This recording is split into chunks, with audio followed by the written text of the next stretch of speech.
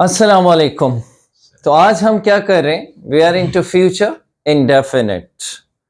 क्या बात हमने की थी कि जब भी टेंस का जिक्र होगा तो सबसे पहली इंपॉर्टेंट चीज क्या है? Verb. It is always verb.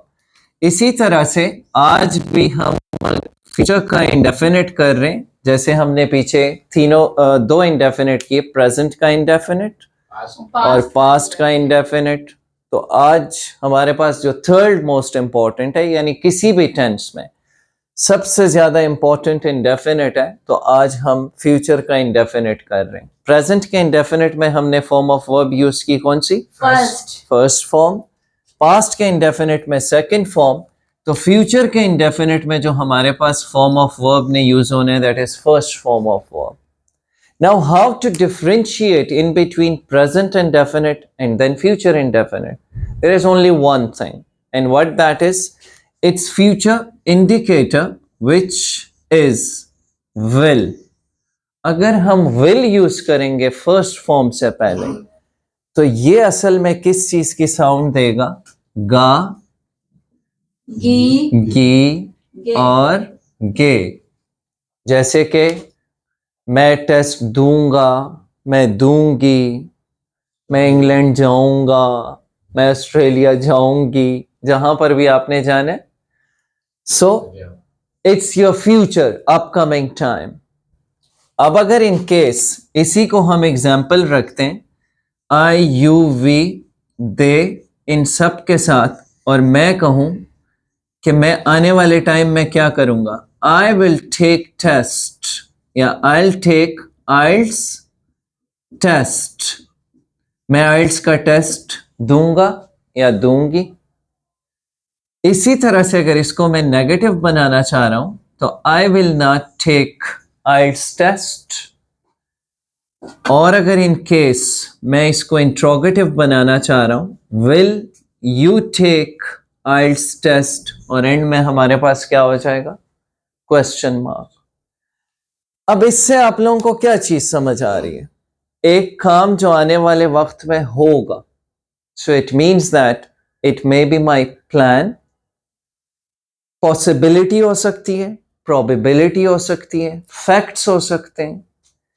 अब वो सब चीजें जो आने वाले टाइम में मैं करूंगा, वो मेरे फ्यूचर के इंडेफिनिट में 90 to 95% डिस्कस होते हैं।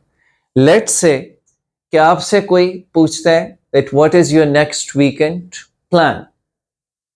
Next weekend, I will wake up early, I'll do this, that, जो भी चीज आपने करनी है, वो आपके पास इंडेफिनिट में क्यों आ रहे हैं?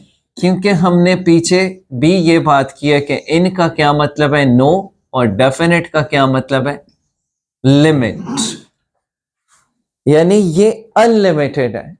आपके फ्यूचर के जितने भी कुछ प्लानिंग्स हैं, आपके कुछ एक्सपेक्टेशंस हैं, आप कुछ प्रोग्रामिंग करना चाह रहे हो, वो सारा का सारा किस में आएगा? That would come in future indefinite tense. Now let's say that you are talking something related to probability, जो हो भी सकता है, नहीं भी हो सकता। अब वो प्रोबेबिलिटी क्या चीज है? अपने प्रेजेंट सिचुएशन पे प्लेस कर दो। इन दिसंबर या in mid-December, I'll appear in exam. When I'll pass my exam, then I will apply for my visa. I'll submit my documents. वो सारा का सारा जो आपने प्रोसीजर करना है, वो सब का सब अगर इस टाइम आपसे कोई पूछे, तो वो सारी की सारी चीजें किस चीज में आएंगी? That would come in because it's upcoming. It has not yet happened. तो आप क्या यूज करोगे? You will use will. अब लेट्स से आप कोई प्रिडिक्शन करना चाह रहे हो। अब प्रिडिक्शन जाहिर है, आप बाबा नजूमी तो हो नहीं, बाहर बादल है, और आप कहना चाह रहे हो इट विल रेन टुनाइट, रात को बारिश होगी, next week will be rainy week. अब वो मौसमियात के हिसाब से भी जो हम देख रहे होते हैं, वो सारी के सारी किस चीज में? यानी अपकमिंग टाइम है। In that case, prediction is also, it comes in the category of your future indefinite tense. You are having some dreams, some goals, or you are having anything that you want to achieve in near future. अब क्या चीज है? I'll work hard. I'll achieve this or that status. When I'll make that much amount of money, then I'll buy for myself that. जो भी चीज मैं अपने लिए खरीदना चाह रहा हूं. इसके अलावा हम लोगों ने he, she, it के हिसाब से बात नहीं की. यहां पर हम सिर्फ फ्यूचर का इंडिकेटर एक ही यूज करेंगे सबके साथ, यानी आई, यू, वी, दे. इसी तरह से ही, शी, इट या कोई भी नाम हो उसके साथ हम क्या यूज करेंगे? We will use will only.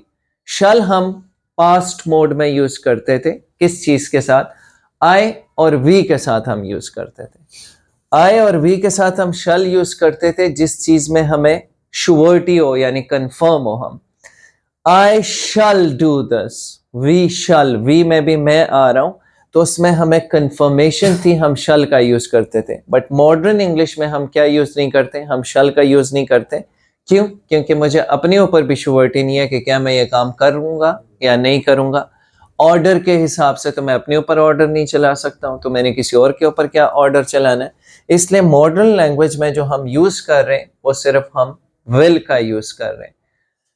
So whenever you are having anything related to your upcoming time and that thing is unlimited, in that capacity what you need to do is you will be using future indefinite, and that is what related to future indefinite things are about. I hope it is clear. Yes, sir.